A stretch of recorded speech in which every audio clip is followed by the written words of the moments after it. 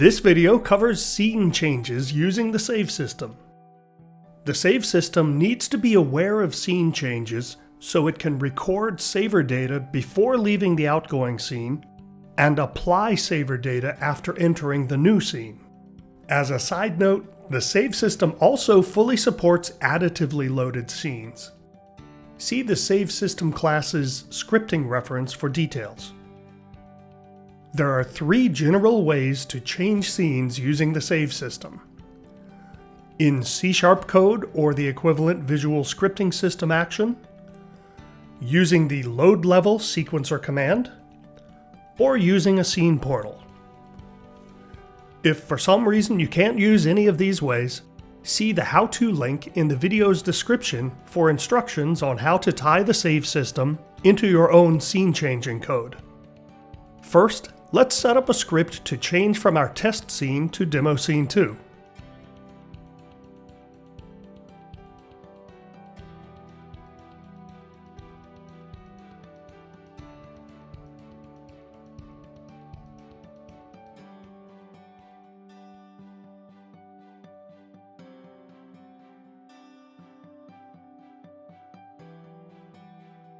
If the player presses F1, we call savesystem.loadScene and specify the scene name. We'll add this script to the dialog manager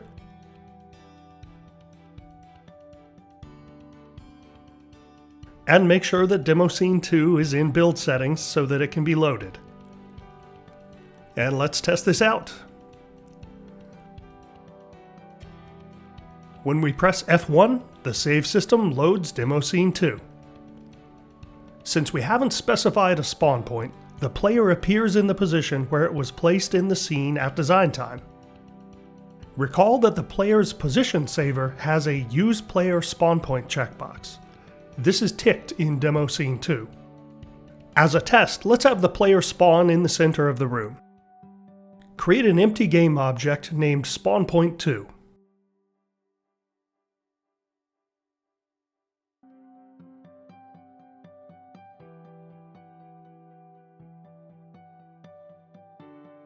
To specify a spawn point when changing scenes, add the @ and the name of a game object to savesystem.loadScene.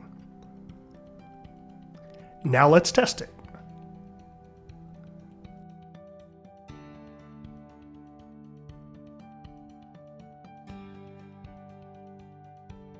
And here we are at the spawn point.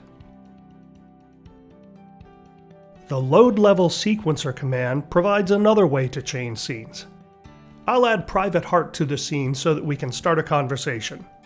Rather than setting up the selector, I'll just set it up to trigger on trigger enter.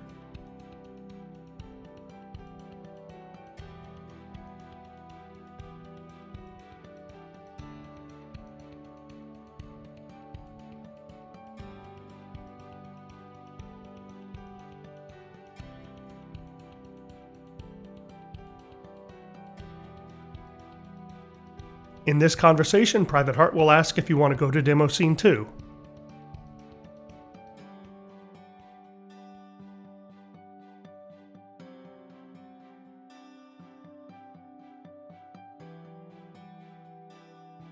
In the response, I'm using the sequencer command load level, specifying the scene name, and then optionally after that, a spawn point name. Note that the load level command doesn't stop the current conversation. Conversations can span across multiple scenes.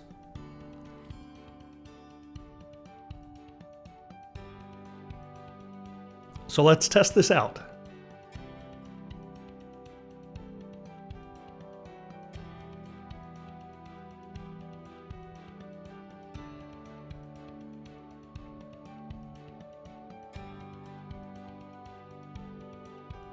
Finally, you can set up a scene portal component on a trigger collider. Let's set up a trigger collider in front of the door.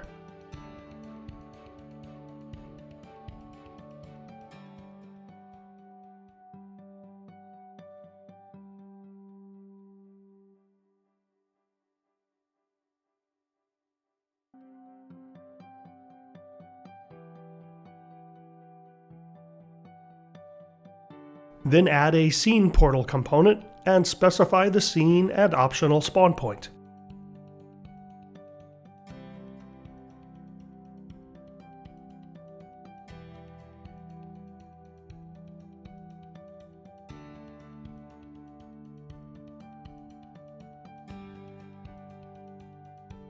I'm sure you've noticed that these scene transitions are abrupt. It'll be nicer to provide a smooth transition between scenes. To do this, use the standard Scene Transition Manager component, or your own subclass of Scene Transition Manager if you prefer. Here we'll add a standard Scene Transition Manager to the Save System game object. The Scene Transition Manager can play an animation and execute events when leaving a scene and when entering a new scene. In between, it can also optionally load an interim loading scene that you can specify in the Loading Scene name field.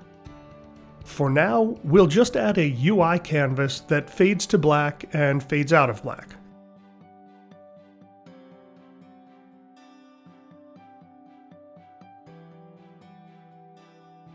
We'll specify that canvas's animator, how long to give it before it changes scenes, and now we can test it.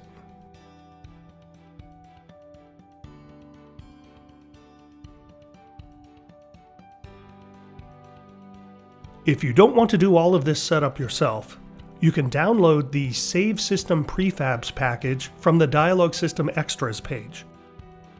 This package contains a Save System prefab that's pre-configured with all of the required components, including a Scene Transition Manager. It also has a Scene Portal prefab that you can drop into scenes for scene changes. And if you don't even want to do that, you can download the Menu Framework package from the Extras page. It provides a main menu and pause menu that supports multiple saved game slots. In the next video, we'll show how to create your own main menu and pause menu from scratch. Thanks for watching.